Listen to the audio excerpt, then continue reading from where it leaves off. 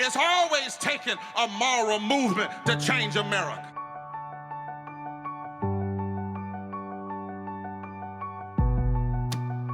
People of all races and creeds and colors and religions and ages and genders and sexualities, people are committing to building a moral fusion movement and building power. Everybody say, "Oh!" I believe that we will win. I believe that we will win. This movement is not about merely saving the Democratic Party or criticizing the Republican Party. This movement is about saving the soul of this nation. We are rising up to fight poverty, not the poor.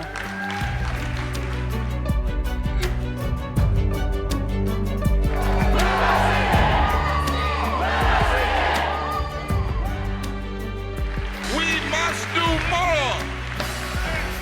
Mobilizing, organizing, registering, educating people for the movement who vote. I cannot stand here and claim to be a follower of Jesus Christ and be silent about the moral outrage that is going on in our country. We have a moral crisis in this country.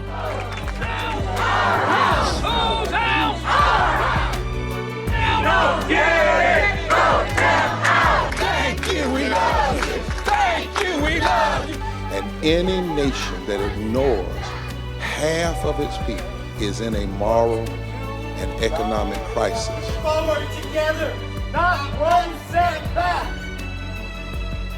There will be a movement that will break through the con and bring people together to save the heart and the soul of this democracy and this world.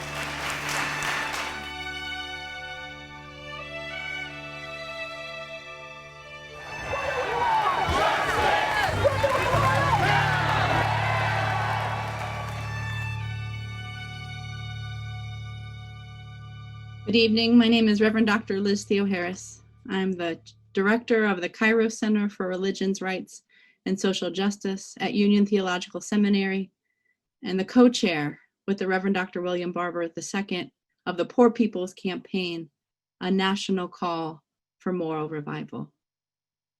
And thank you for joining us this afternoon. If there ever was a time to fight, it is now. 200,000 dead from the novel coronavirus in a nation that spends more money on healthcare than any other. A president willingly assassinating democracy, calling for massive voter suppression, vowing to appoint judges so that he remains in power, emboldening white nationalists. A Senate that has refused to pass a stimulus, provide any relief to the unemployed, uninsured, those facing evictions, but is quickly convening to stack the court even before the nation mourns the loss of Ruth Bader Ginsburg. An Injustice Department that has no accountability to the people or to the Constitution of the nation, in plain view in the statement that came down in the Breonna Taylor case yesterday. We all saw that we're living in a moment when property is valued, not people. The only charge any officer who murdered an innocent Black woman asleep in her own home got was for shooting into another house, not for taking the life of this child of God. The wealthy and powerful suppressing wages of essential workers so that billionaires can accumulate more than $875 billion at the same time that the poorest families are losing absolutely everything. And some of the worst wildfires and hurricanes and tornadoes and climate disasters in history literally have the world on fire, while the fossil fuel industry and corporations have more influence on our national politics than the people. This is what the Bible calls a Kairos moment, a time of great crisis, the crumbling of all our institutions, the breaking down of society. Plagues shed light on foundations of injustice. Prophetic leaders preach judgment and doom while oppressors double down on misery. But Kairos is also about the possibility for change, the birth and growth of movements for justice, opportunity for a revolution of values, a radical redistribution of political and economic power. And do we ever need such a radical redistribution? There are 140 million who are poor or one fire, one healthcare crisis, one job loss, one storm away from deep poverty. There are 1,000 people killed by the police, those who who vow to protect and serve every year. There are 64 million workers now being called essential, but still being paid expendable wages. And over the past months, misery and dispossession are growing. More than 12 million people have lost their employer-based health care, adding to the 80 million who had inadequate health care in the first place. There is record job loss. More than 30 million people claimed unemployment benefits in August. Tens of millions facing evictions. 13 million reported to not have enough to eat. In a nation that throws away more food than it takes to feed the whole world. And last month, 1 in 10 people reported being depressed, suicidal, because the injustice is just too much. It's too hard. Millions of teachers and students struggling to go to school with less resources and no infrastructure for learning, while our political leaders are willing to sacrifice children's lives to the altar of greed and profit. Again, this is in a nation that spends hundreds of billions of dollars on the military. This is a nation that bails out banks and corporations to the tune of trillions of dollars overnight.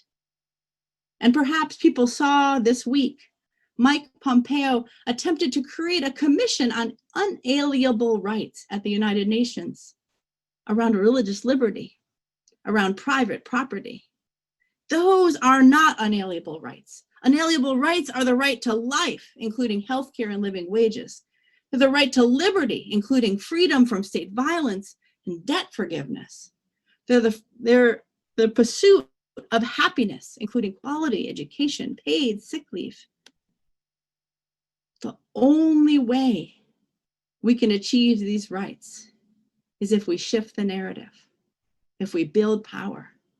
The only way we can save this democracy is if we unite and we fight. The only way we can promote justice is if a movement of those locked up and left out, undocumented immigrants, indigenous nations, uninsured fathers, homeless mothers, come together and mobilize and organize and register and educate people for a movement that votes. If ever there was a time to fight, it is now. It is now. History tells us that Ida B. Wells used to go to lynching mobs of thousands with just 7 or 8 people with her. Today, many folks will say, well, I would have stood up against lynching. But the question is, now, when justice is being lynched in our nation, will you stand up?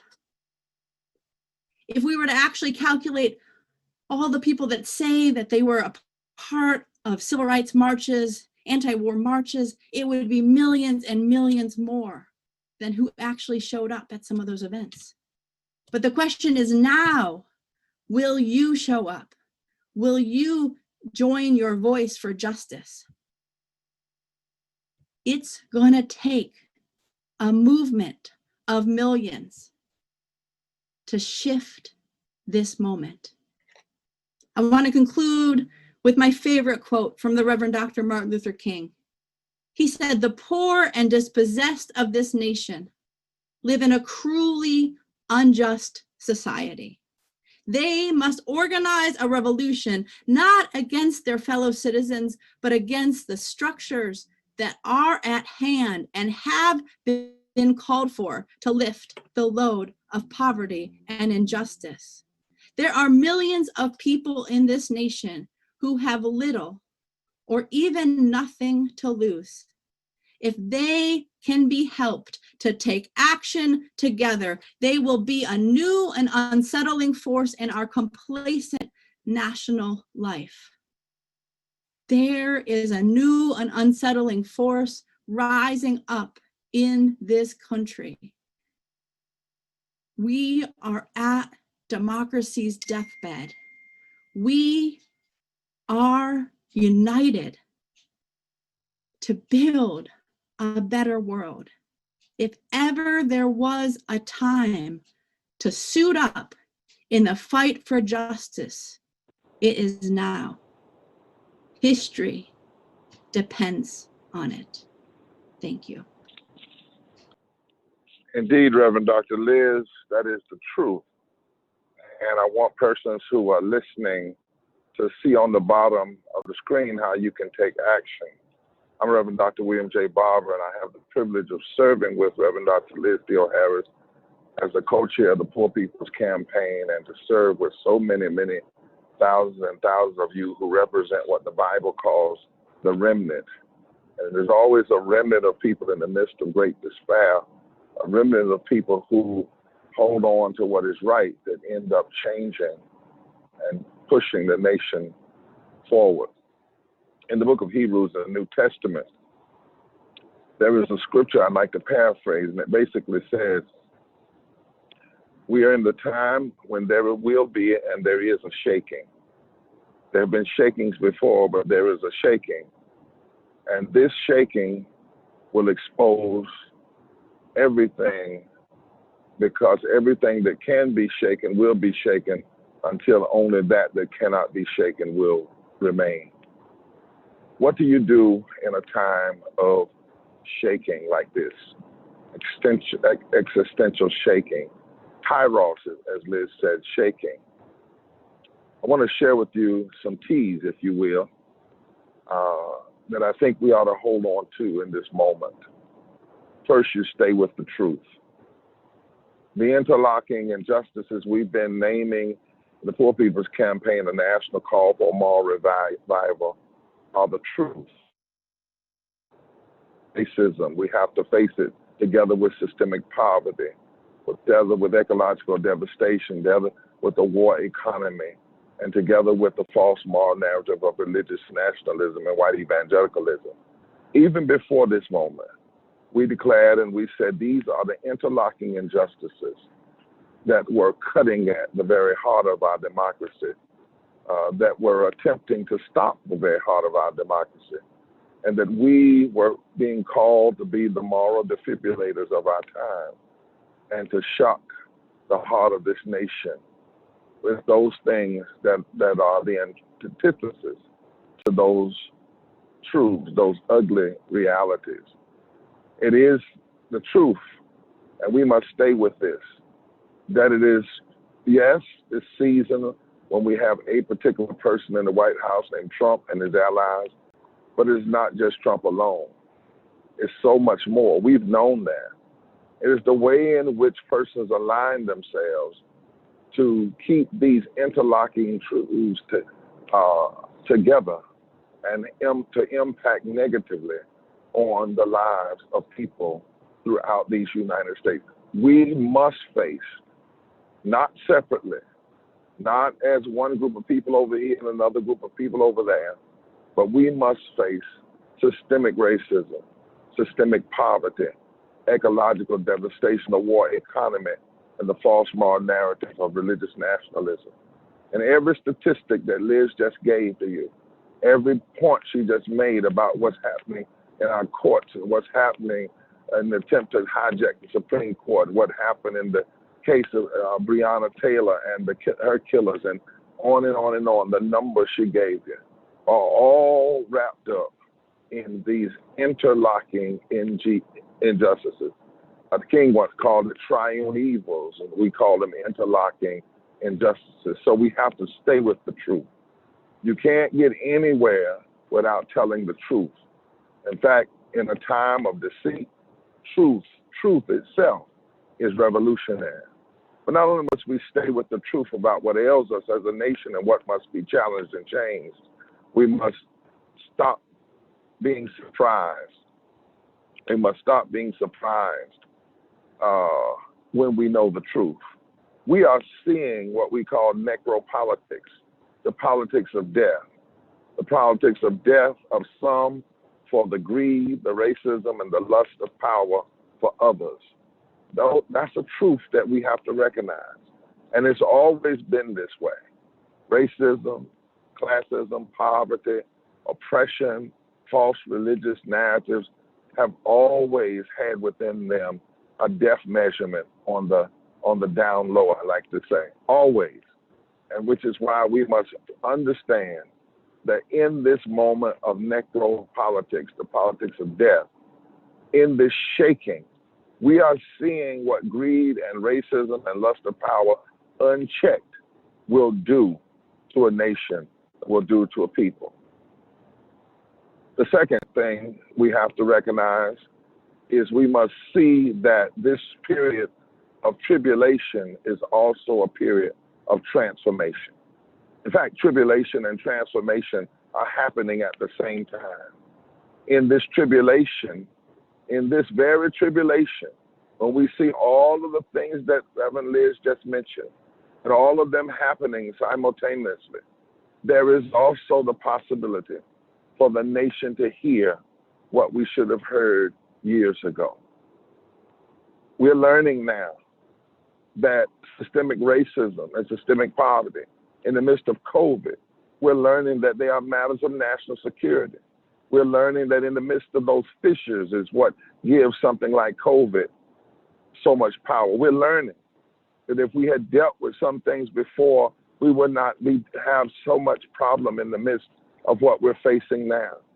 We're learning in this period of tribulation that police brutality is not just a recent reality. It was even mentioned in the speech of Dr. King on the March on Washington when he connected that to the struggle for freedom and the struggle for economics.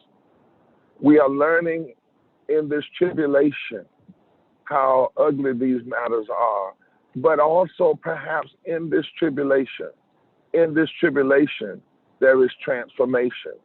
And one of the great transformations we may be seeing is in the midst of all of this pain. People are retaining some sense of humanity. People are beginning to understand a remnant, a strong and powerful remnant, that we are all really inextricably bound together, as Dr. King once said.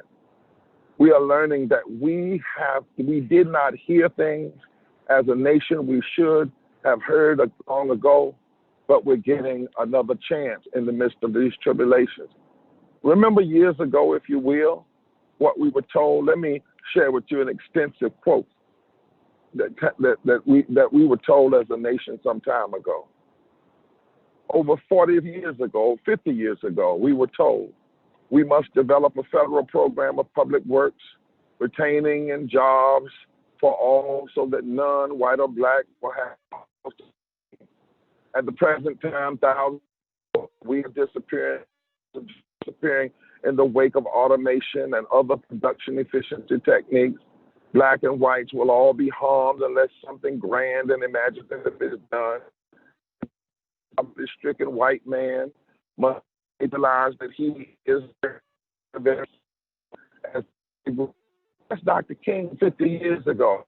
Look again, he just together, black and white and others, they put massive pressure on the government to get to all together from a grand alliance to stand together. They could merge for goodwill. So I want you all to know today that a touchy-feely slogan is not some easy kind of coming together. This is Dr. King 50 years ago. Listen again. Dr. King said in 1957, speaking to a group just like this, that it's on this line. He said it might be that the only group who could form the massive restructure of American society would be for blacks, poor whites, progressive whites, working class folks, and even the recipients of welfare, along with Latinos and and indigenous people. This may be the only coalition that can shift the America's economic architecture and make the profound changes necessary to care for all her people. Dr. King was telling us then that we're all in the same boats. We may have come over here in different boats, but now we're all in the same boat socially and politically. And that is something that we're learning in the midst of this hard tribulation. That maybe there's a transformation even in the midst of this pain, a transformation of people being reminded that we're in this same boat. We're in the same storm, in the same boat now. And there are things that we must do when we have and recognize. He also said something back then we have to hear. He said nearly 50 years ago, we need a stimulus plan. We need a stimulus plan. This is 1967, my brothers and sisters. We need a stimulus plan. A stimulus plan that would have a bottom-up approach, not a banker-down approach. What if we had listened then? We would not be in the trouble that we're in now. We've now learning that Wall Street can't drive a just society. Capitalism can't be driven crazy by greed over and over again and continue to operate from a perspective of plantation capitalism. If you ignore the poor, if you ignore those on the bottom, there will eventually be an implosion. There will be an implosion. In fact, we've been talking about this whole economic crisis sometimes the wrong way. The fact of the matter is people didn't just start dying this year from COVID. Before COVID, 700 people were dying a day from poverty and low wealth. Before COVID, if for every 1 million people without health care, thousands were dying. Before COVID, over 143 million people, 43 million people were living in a silent depression. And now in the midst of COVID, it's all caught up with us. There was a political economist some years ago from the University of Maryland that wrote a piece, and he said, it was entitled America Beyond Capitalism, and this is what he said. He said, what we are really beginning to experience is a process of slow decay, punctuated by a recurring economic crisis, one in which reforms achieve sporadic gains, but the long-term trends of growing inequality, economic dislocation, racial violence, failing democratic accountability, deepening poverty, ecological degradation, greater invasions of liberty, and growing imprisonment, especially of minorities, and police mistreatment, continue to slowly and quietly challenge the beliefs in the capacities and moral integrity of the overall system and its governing elites. This is not an article written just this year. This is an article written years ago. And we did not, and the society as a whole did not hear this wisdom. But maybe now in the midst of this tribulation, as hard as it is, over and over, the Bible teaches that there come moments, there come these moments where everything that can be shaken will be shaken, so that only that cannot be shaken will remain. Some time ago, Professor Otto Schwammer at MIT said, there is a blind spot in American economic theory today. It is called consciousness. Our refusal to have an economic theory, a society theory that looks and sees that we are all integrated and we really do need each other. Not only is this moment a moment we must stay with the truth, not only must we see in the midst of these that we have tribulation and transformation happening at the same time. This is a moment of trickery. Trickery that we have to really call out. The Federalist Society, for instance, has used Roe versus Wade as trickery for years to plot a movement for a corporate takeover of the courts and from the bottom to the top.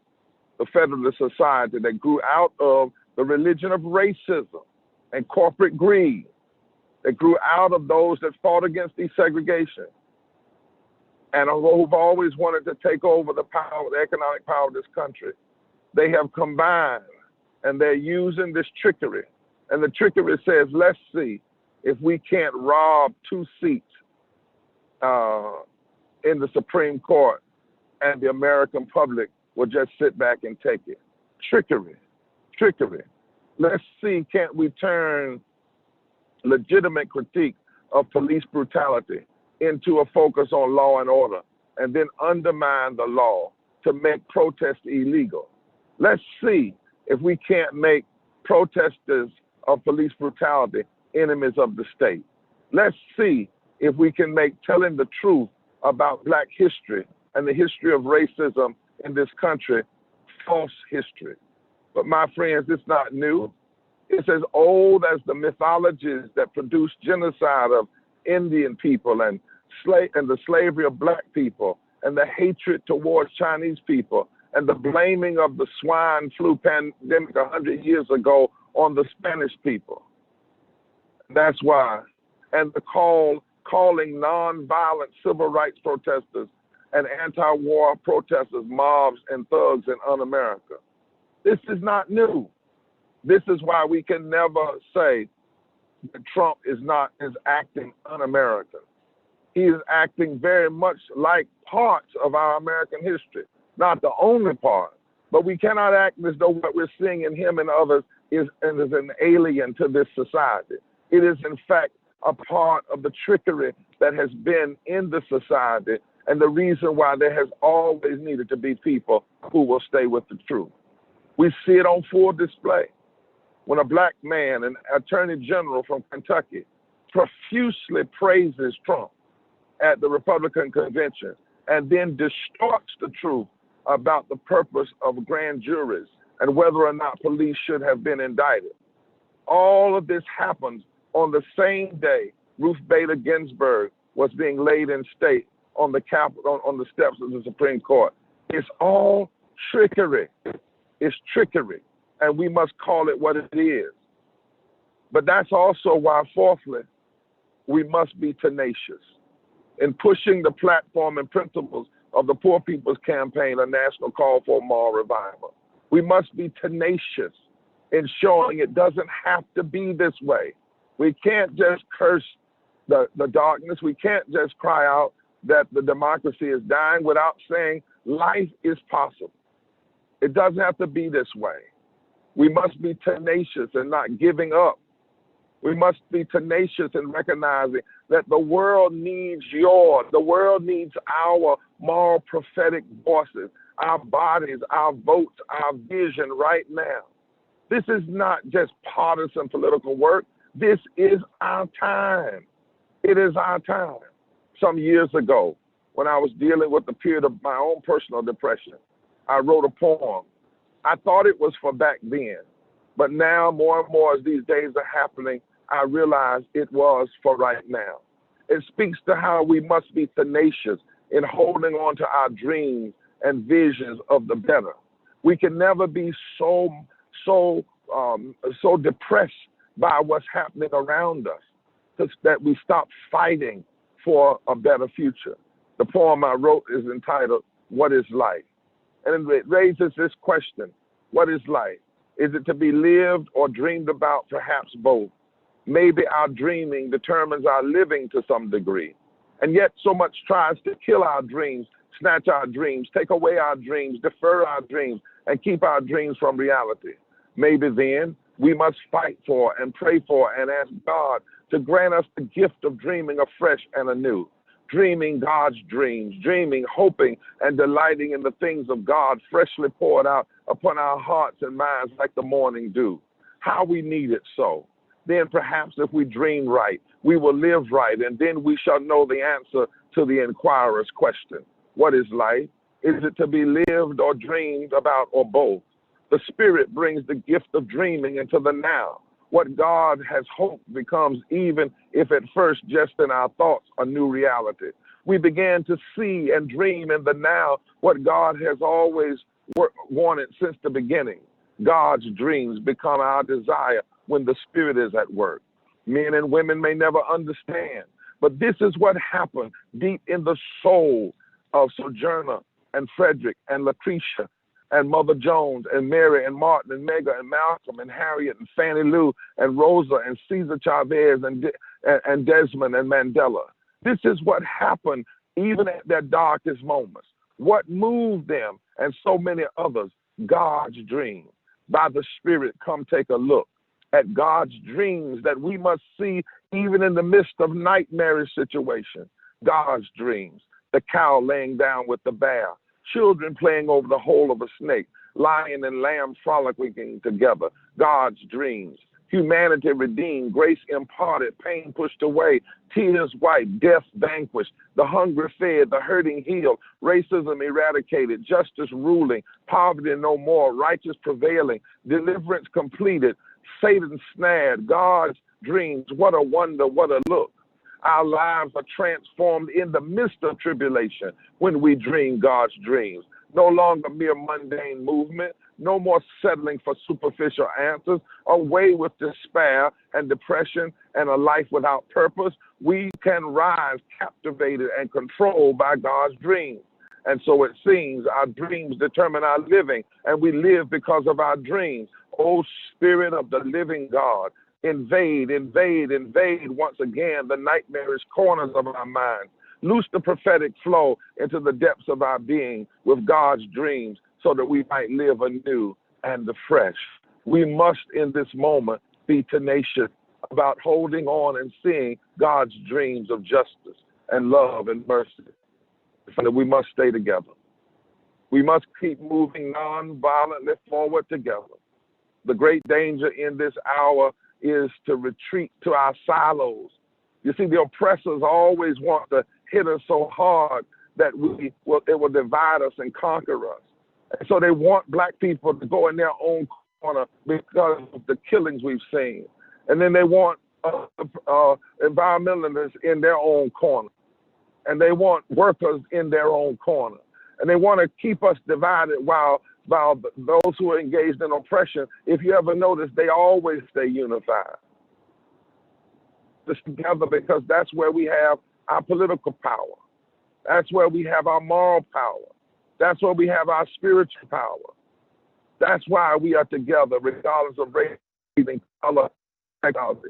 That's why in the Pulpit campaign, we don't separate issues out and talk about them in this in the black room, and this in the native room, and this in the Latino room, and this in the gay room, and this in the straight room, and this in the Western room, and this in the Eastern room, and this in the Southern room, and this in the Northern room. No, we must stay together. We must stay together. If our togetherness wasn't powerful, it wouldn't work so hard to divide us. We now know if we just stay together, that poor and low-wealth people control a third of the electorate in this country if we stay together. We can change the South from Maryland all the way over to New Mexico, not 50 years from now. It can begin this year. We can do mighty things together. And it's not even all of us. That remnant can stay together. We found out a few weeks ago that in just 15 states, if 20% of poor and low-wealth people that didn't voted this time. In some states, it's less than 2%. Together, we can change the outcome of every political race from the governor all the way to the president. Together. We've got to stay together. And not only must we stay together physically, we must stay together spiritually. We cannot allow this moment, as hard as it is, and I know it's hard. I've had to bury people in this moment as a pastor.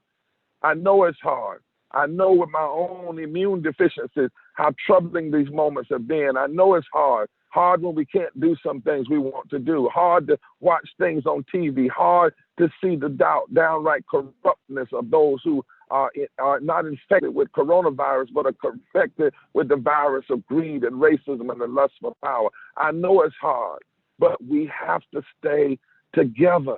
And we have to speak to each other when we see each other falling apart. And so I close here. It was at a crowded public meeting in Faneuil Hall, where Frederick Douglass was one of the chief speakers. Douglass had been describing the wrongs toward the black race. And as he proceeded, he grew more and more excited. And finally, he ended by saying that they had no hope of justice from the whites. Frederick got really depressed in that speech. He said there was no possible hope except in their own right to take arms. He lost it in that speech. It had beat him down. All the years of calling for right and seeing more wrong had beat him down. Sojourner Truth was there. She was sitting tall and dark and on the very first front seat. She was facing the platform. And there was a deep hush over the room. Nobody had seen Douglas this depressed before. He was her friend. She knew, though, this lion of a man, in that moment, the structures and the powers of evil had gotten to him. And people of Span had nothing left to tell them of the hope.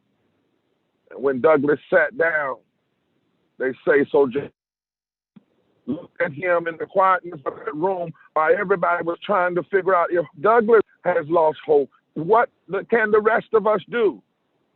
And there in that voice that only Sojourner Truth had, the voice that said, ain't our woman. She said it, that it was heard all over the house. Frederick, is God dead?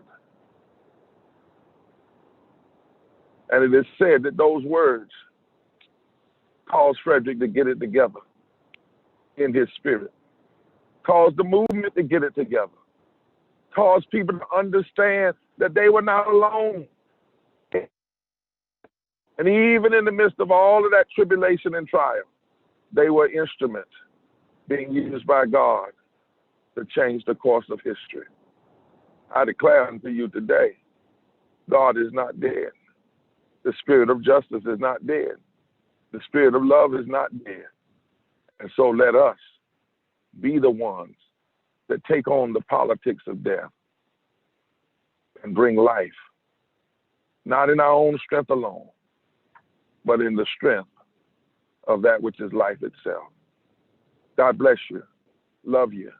Look at the bottom of the screen. You can see all the ways to hook up. Everything that is being done now, let it cause the greatest turnout of democracy and the vote that has ever been seen in this country. We are not weak. We may be facing tribulation, but we are also in the midst of transformation. And we must be tenacious. We must hold on to the truth, and we must stay together. God bless you. Amen.